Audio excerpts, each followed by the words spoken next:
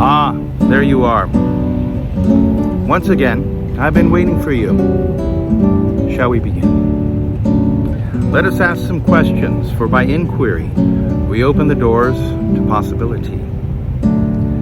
How do we achieve freedom in playing our instrument? What is the path? What are the obstacles, and how are those impediments to be overcome in practical terms? Through what means are those obstacles ground down and dissolved away so that they do not hinder us or block us from going to the mountaintop? Because isn't that what we're looking for? To play from on high with freedom, to express the fugue, the folk song, the unique polyphony that the guitar possesses in its 6 delicate strings.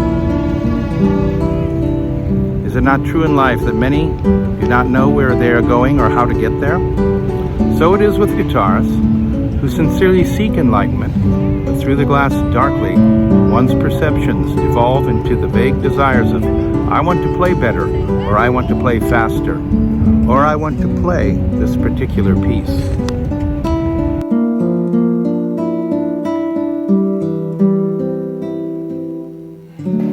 Is it practicing hard that is the watchword? Or is it practicing smart, as they say? Which is more important? For what good can practicing long and hard be if we are on the wrong track, or trying to lift up a heavy load from the wrong angle and without a lever? Let us endeavor to penetrate the veil with acumen, experience, good sense, truthfulness, and most of all, understanding and enlightenment. Here, you shall find the exact spot in the desert where the much-needed water to quench our thirst is located. Let us now drink that water.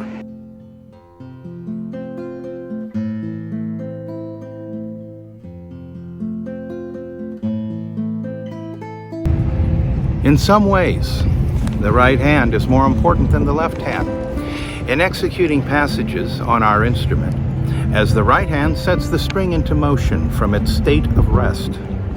Soon, we shall discuss exact techniques to free your right hand from its chains.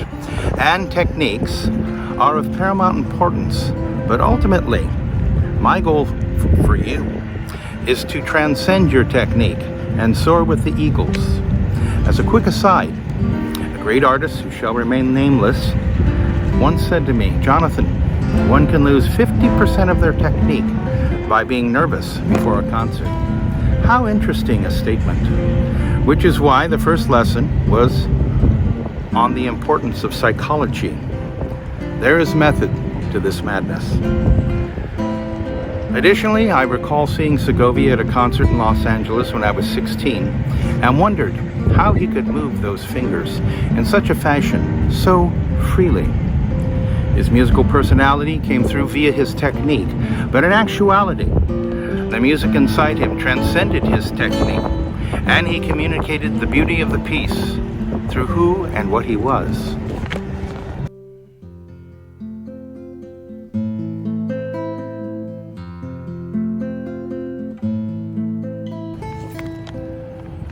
The second and third fingers of the right hand, known as the medius and annullaris digits, or M for the second finger and A for the third finger, are not as free as the index and medius, or first and second fingers, as they seem to be tied together by a common muscle.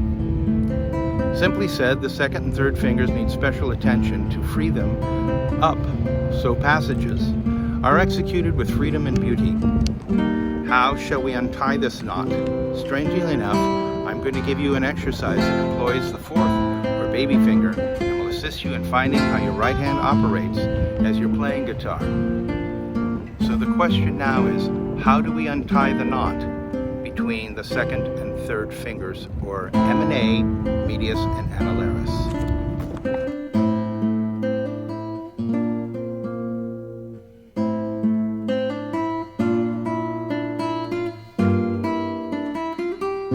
Let us first use the guitar in a different way than we normally would. You're going to place it on your lap, as you're going to see in a diagram, and you're going to put your hand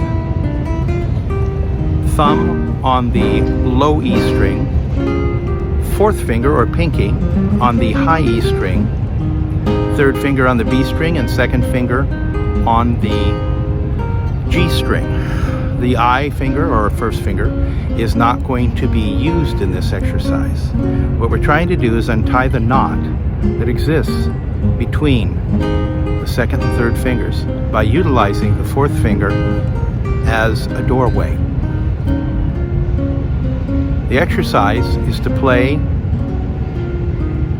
the second finger and the fourth finger at the same time, leaving the third finger planted.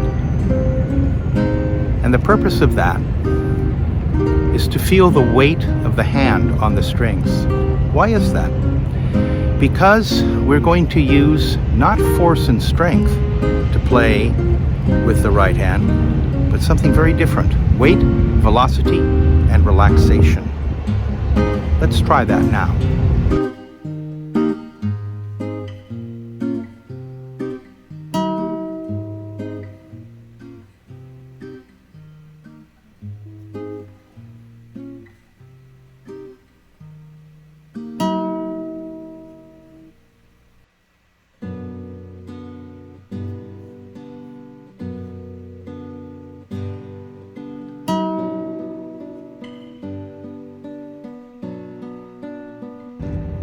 I'm feeling the weight of my hand, and I'm feeling the knuckles that are on the second and fourth fingers.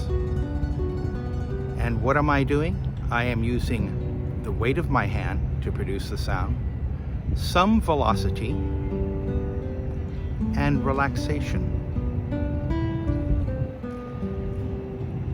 Ultimately, we're going to learn a lot about relaxation, but for now, we're going to stick to this exercise to have you understand the feelings that are within the fingers of the right hand.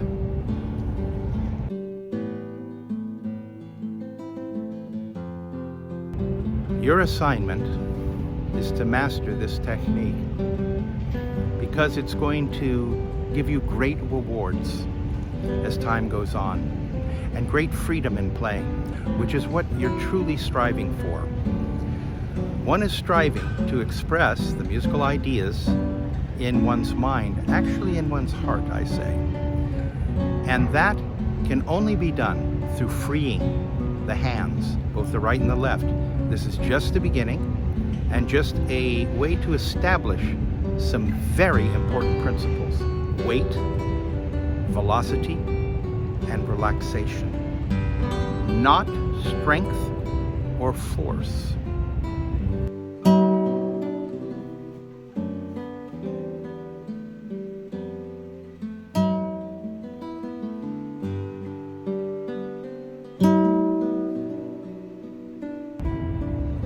And in order to make it through the difficult times that are going to be ahead as you progress upon your chosen path of classical guitar mastery, I am going to give you an oath. I shall journey, and I shall, of my own free will and accord, follow these instructions, practice them, and each step will take me closer to my true and sincere and honest goal of expressing beautiful music from out this wonderful instrument. You know,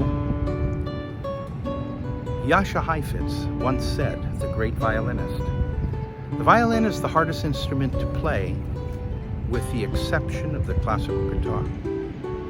Now, why did he say that? Because the double stops, as he would refer to them as a violinist, we as guitarists would say the chords, maybe a tetrachord, maybe a dyad or two notes.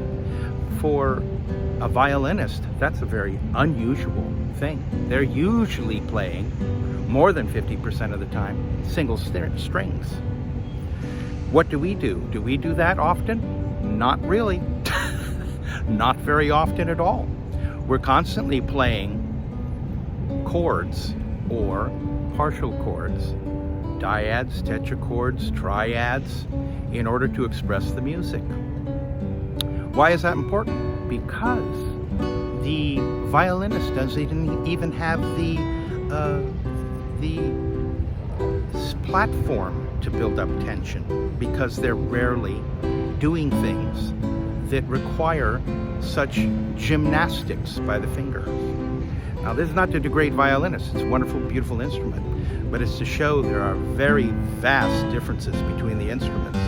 One thing to understand, the reason why the guitar is so unique in its sound, a miniature orchestra, as Segovia used to say, is because it's tuned in fourths. All the other stringed instruments of the orchestra are tuned in fifths. We do have 1/3, of course, between the G and B strings, but that's the exception.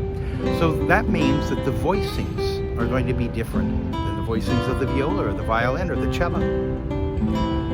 So what are we going to do with these exercises? We're going to build a foundation that you can stand on and be able to freely express the music that I know is in your heart.